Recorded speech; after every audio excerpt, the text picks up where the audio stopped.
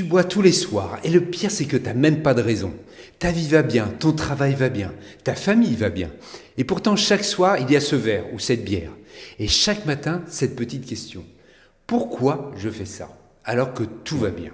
Reste avec moi parce que pendant les prochaines minutes, je vais être ton coach de sobriété. Je vais t'expliquer pourquoi tu bois le soir alors que tu n'as objectivement aucune raison.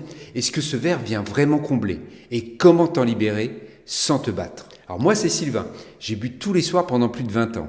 Et de l'extérieur, j'avais tout pour être heureux. Des entreprises qui fonctionnaient, des enfants que j'aimais, une vie qui allait bien quoi. Personne n'aurait compris pourquoi je m'isolais chaque soir, un verre à la main. Moi le premier, je comprenais pas. Aujourd'hui avec mon équipe, on a accompagné plus de 200 personnes. Et beaucoup d'entre elles vivent exactement ce décalage. Leur vie va bien et pourtant, elles boivent. Donc si tu te sens coupable de boire alors que tu n'as pas d'excuses, arrête de te juger 2 minutes. Il y a une vraie raison et elle est logique. Et le jour où tu la comprends, tu te sens déjà moins coupable et tu vois enfin comment t'en sortir. Et reste bien jusqu'à la fin des vidéos parce que je vais garder pour la fin ce qui aide vraiment les gens comme toi à s'en libérer. Ton verre du soir, il représente bien plus que l'alcool. C'est le seul moment de la journée qui est à toi, rien qu'à toi. Et c'est exactement pour ça qu'il est si dur à lâcher. Pense à ta journée. Tu te lèves et tout de suite, tu es à disposition.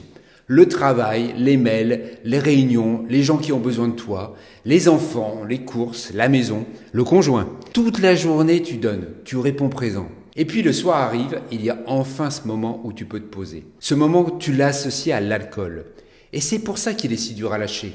Et dans la tête, c'est devenu bien plus qu'une boisson. C'est ton signal de fin de journée. Le moment où tu t'arrêtes d'être au service de tout le monde et où tu es enfin tranquille. Et au fond, ce que tu protèges, c'est ta bulle. Et je vois ça tous les jours chez les gens qu'on accompagne.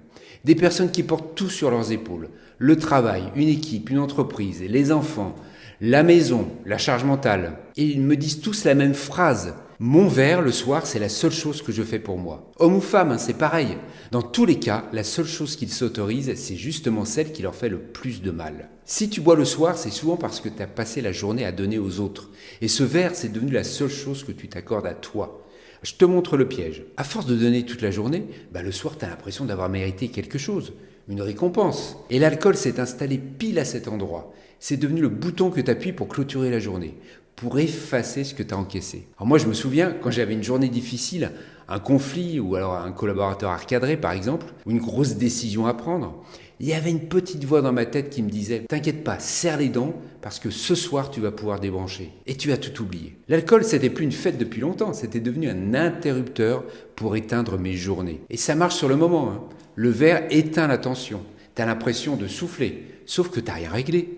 T'as juste appuyé sur pause. Et demain, la tension, elle va revenir quoi. L'envie du verre va revenir avec elle. C'est ce réflexe-là qu'on va désamorcer ensemble. Si ce que je te raconte là te parle et que tu as envie d'aller plus loin, j'ai une vidéo où je t'explique ma méthode en détail. Le lien est dans la description. Tu la regardes et si ça te parle, tu réponds à quelques questions et on te recontacte si on peut vraiment t'aider. C'est confidentiel et sans jugement. On continue. Ce verre que tu prends pour souffler le soir, il te repose pas vraiment. L'alcool, ça anesthésie. Tu te sens vraiment à côté de ta soirée. Et c'est exactement pour ça qu'il te faut un deuxième verre ou une deuxième bière. Regarde ce qui se passe vraiment. Oui, t'es plus détendu après un verre, mais t'es aussi moins là. L'alcool met une couche de brouillard entre toi et ta soirée. Tu regardes ta série sans vraiment la suivre. T'es avec tes enfants, mais à moitié. Tu crois te reposer, mais en vrai tu t'absentes. Moi le soir j'étais dans la pièce d'à côté, pas dans le salon. Mes enfants regardaient la télé avec leur mère et moi j'étais seul dans mon coin, un verre à la main, devant mon écran. Et je les aimais, je faisais plein de choses avec eux dans la journée. Mais le soir, leur père était là, sans être là. Présent dans la maison, absent de leur soirée. Et c'est ça le vrai prix de l'alcool le soir. Tes soirées d'aujourd'hui, celles que tu passes à côté de tes proches, dans le brouillard, bien avant la question de la santé. Comme ce repos est du faux repos, tu récupères pas. Donc le lendemain, tu es encore fatigué, encore tendu. Et il te faut encore ton verre. Ce qui est censé te reposer, c'est exactement ce qui t'épuise. Quand tu te sers un verre le soir, ce que tu cherches au fond, c'est presque jamais l'alcool. Et le jour où tu vois ce que c'est vraiment, le verre perd la moitié de son pouvoir. Et derrière ce verre, il y a un vrai besoin. Souvent, c'est du repos. Parfois, c'est de la reconnaissance, parce que personne ne voit tout ce que tu fais. Parfois, c'est juste un endroit à toi, où on ne te demande rien. Ces besoins-là sont parfaitement sains. Là où ça coince, c'est la réponse que tu y as collée, l'alcool. Parce que l'alcool, il règle rien à ce besoin. Il l'endort. Tu voulais te reposer, ton sommeil est flingué. Tu voulais un peu d'air rien qu'à toi, tu le passes dans le brouillard et tu le paies le lendemain et t'es encore plus à cran. Au fond, il fait semblant de t'aider. Il en rajoute une couche. Ah, la bonne nouvelle, c'est que le jour où tu vois ça, tu peux enfin répondre pour de vrai à ce besoin. Te garder un vrai moment à toi. Un qui te repose vraiment. Et là, l'alcool, tu l'abandonnes. Il part tout seul. Parce qu'il ne te sert plus à rien. L'alcool est le plus piégeux justement quand tout va bien dans ta vie. Parce que tu n'as aucune raison d'arrêter.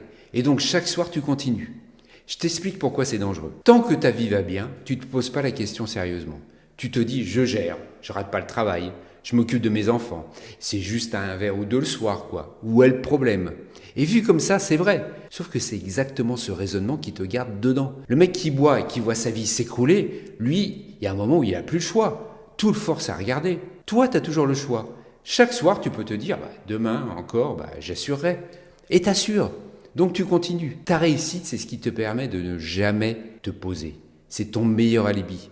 Et pendant ce temps, les années passent. Tu fonctionnes, tu donnes le change en surface. Mais tes soirées, tu les passes dans le brouillard.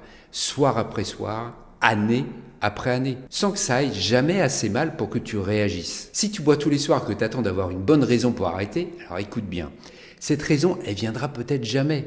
Et c'est comme ça qu'on boit encore à 60, 70 ans. Parce que tu te dis, peut-être même sans le formuler, le jour où ça deviendra un vrai problème, j'arrêterai. Le jour où je raterai quelque chose d'important, quelqu'un me fera une remarque, ou ma santé lâchera, là je m'y mettrai. Sauf que ce jour-là, il viendra peut-être jamais. Justement parce que tu es assez fort pour que ça déborde pas. Donc tu peux continuer comme ça très longtemps. À 50 ans, à 60 ans, à 70 ans, à boire tous les soirs, dans le brouillard, en attendant une raison qui n'arrive pas. Et c'est ça le vrai piège quand on fonctionne. Tu finiras sûrement jamais au fond du trou. Et c'est précisément ce qui te laisse filer 30 ans de soirée, en attendant un signal qui ne vient pas. Alors la vraie question à te poser, c'est celle-ci. Est-ce que tu as envie de passer les 30 prochaines années comme les dernières? Si la réponse est non, t'as pas besoin d'attendre que ça aille mal. T'as juste besoin de décider. Si t'es arrivé jusqu'ici, c'est que ta consommation d'alcool le soir te pose plus de questions que tu veux bien l'admettre. Et c'est déjà énorme. Tu te demandes peut-être comment t'en passer, alors que c'est ton seul moment à toi. La réponse tient en une idée. Comprendre ce que le verre vient combler et apprendre à te le donner autrement, sans te battre, sans te priver. C'est exactement ce qu'on fait avec les gens qu'on accompagne. J'ai une vidéo où je t'explique ma méthode en détail. Le lien est dans la description, juste ici. Tu la regardes et si ça te parle, tu réponds à quelques questions. Et on te recontacte si on peut vraiment t'aider. Tout se passe entre nous, en privé, d'adulte à adulte, sans cure, sans alcoolique anonyme et sans avoir à te définir comme alcoolique devant qui que ce soit. C'est confidentiel et sans jugement. Tu donnes à tout le monde depuis des années. Là, pour une fois, ce serait quelque chose que tu fais vraiment pour toi. En attendant, prends soin de toi. Vraiment.